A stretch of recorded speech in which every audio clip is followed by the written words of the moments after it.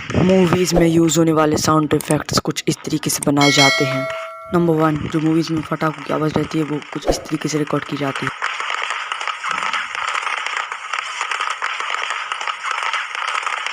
Number 2, movies में जो बम फटने की आवाज़ यूज़ की जाती है वो कुछ इस तरीके से बनाई जाती है।